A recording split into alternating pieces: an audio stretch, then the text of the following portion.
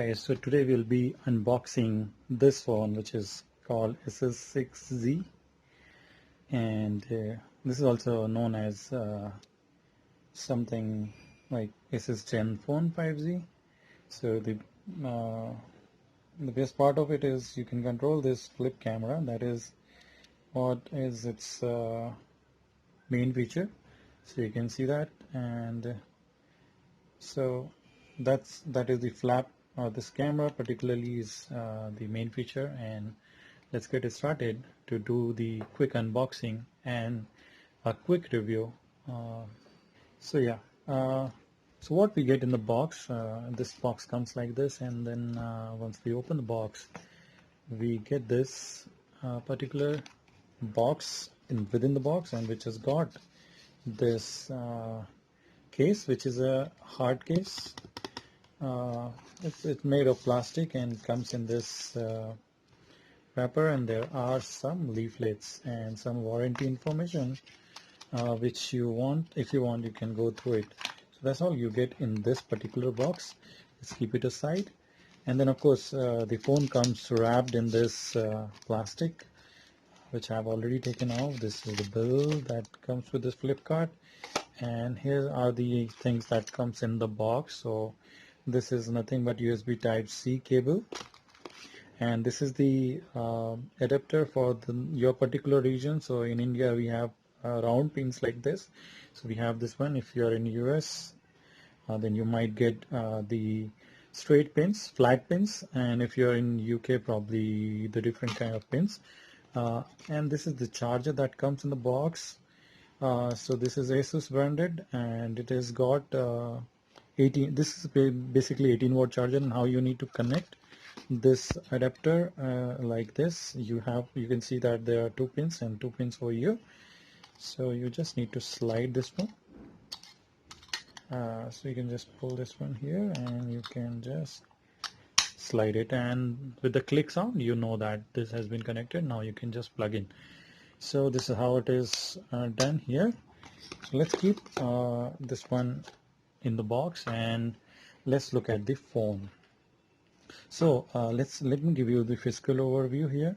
So on the left side, if you see there's a SIM card tray, and this SIM card tray is basically having three slots. So one being the micro SD dedicated slot, and then there are two 4G VoLTE SIM slots, so you can use two SIMs over there. On the top, of course, you have this camera, which you can actually pull it manually, but as soon as you pull it, it gives an error that you're trying to pull it.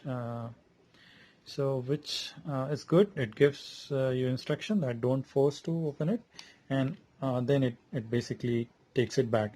Even it has got the same feature which is seen on the other phone like OnePlus 7, Reno 10X, that if this is in open position and you try to drop it, it's gonna retract. So which is also good in terms of the safety. And then on the top, if you see, that's the only thing, and then there's a secondary mic. On the right side, you have got all the buttons. So if you see this one is nothing but the smart key they're calling.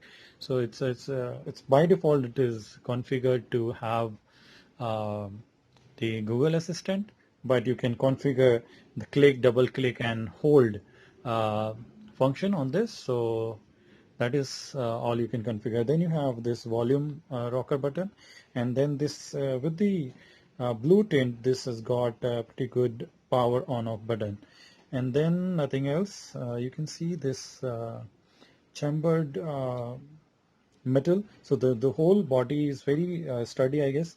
I believe, I mean, when I take it in hand, I feel it is sturdy.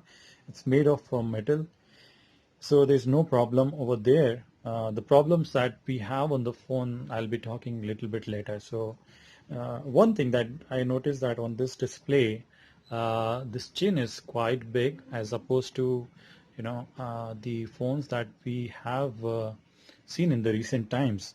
And this display is basically IPS LCD display, so I am also disappointed there.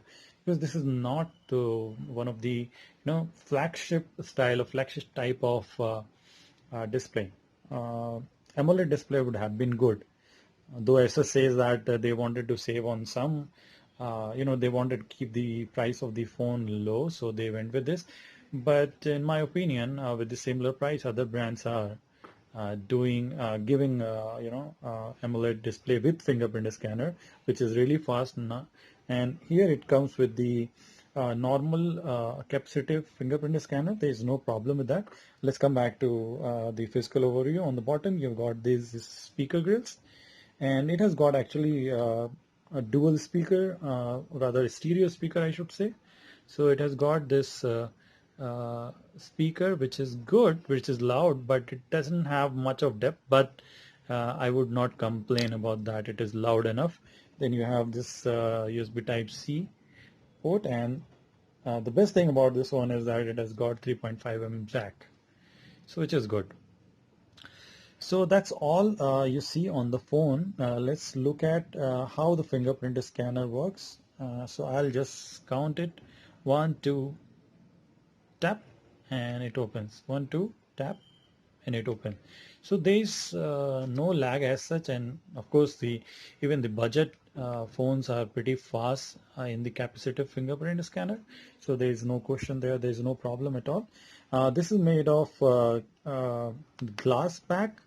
So this back has the Gorilla Glass 3 protection, and on the front you've got Gorilla Glass 6 protection. Now let's talk about the camera, which is interesting. So the camera unit is pretty good. It has got 48 megapixel camera, which is the same as the other competitors that they've got. That means IMX 586 sensor, Sony sensor, with around 1.7 aperture. So this, and then along with that, there's ultra wide camera, ultra wide lens, which is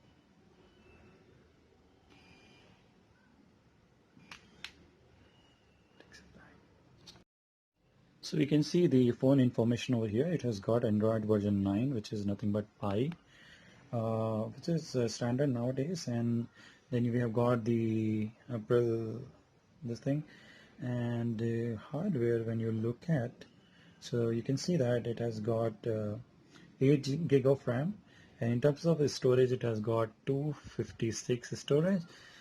This cost almost 40,000 rupees in India, and it has got the processor, which is called Snapdragon 855, which is the latest one in the flagship race at the moment. So which is again good. Now let's look at the other settings.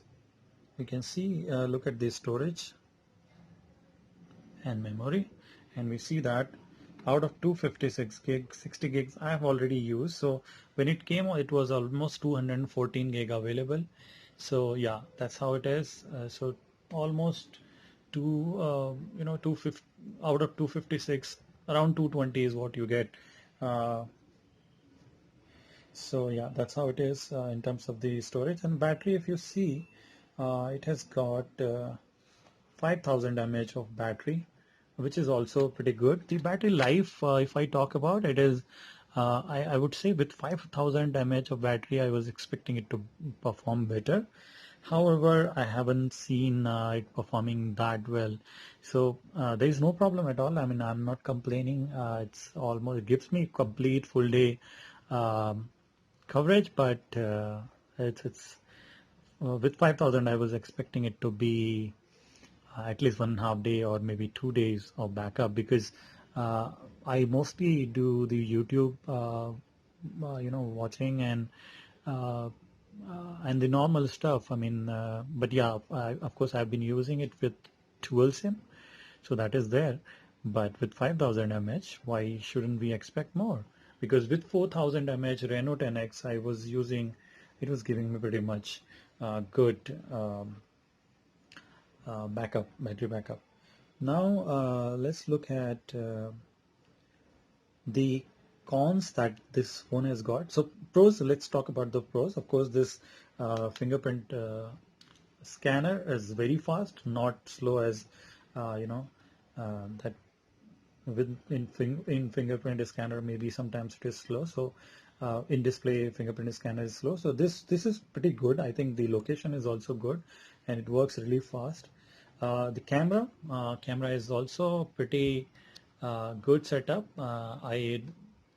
We could get pretty good details, but yeah, if I compare it with its competitor like OnePlus 7, I think it has done better than OnePlus 7 or maybe equivalent to that. But if I compare it with the Reno 10X, that is way much better optics and the optimization that has been done to take the pictures. So in terms of the camera, again, yes, camera is also pretty good. The positive is also there's a 3.5 mm jack, which I've been missing on many flagship devices, so it's really nice to have it. The battery is, I guess the pro and cons, it has got both. It gives me almost a little more than 1 day backup, but I was expecting more with the 5000 mAh of battery. It's a lightweight phone. It's almost 160 gram, so it doesn't feel heavy, and even the screen does not feel too big. My hands are not too big, but still I feel very comfortable. So those are the pros. The cons, and the biggest cons that I've seen, and which I am really surprised, is the heating problem on this phone. So today only I did complain to Flipkart that I am having this particular issue with this phone, and they sent the technician, and we did run some of the tests, and we found that with the almost 2.5 minutes of video that we took it from the front camera, I mean by flipping the camera up, it had battery temperature to 52.2, and I'm going to show you those screenshots right now. So you can see, just I'll be sharing that in the next section. So that is something really concerning, because if battery temperature goes to 52 degree within 3 minutes of video, less than 3 minutes of video, then that's a really cause of concern. So that's the biggest cons I have seen. And the other thing that I probably didn't like was this chin. It is a little bigger than that I see. I mean, and the pricing also, I feel that even though the 64 gig version is okay in terms of the pricing, but this 256 version is way too costly as opposed to the other phones.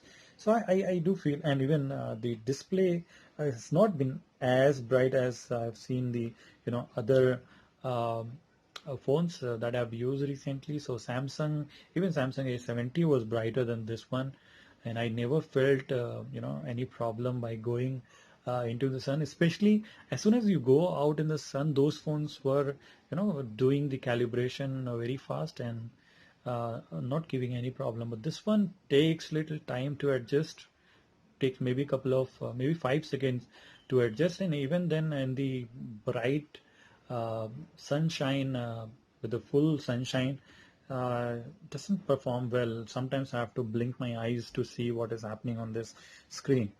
Calling quality again is a problem. The speaker that has been used here is not great.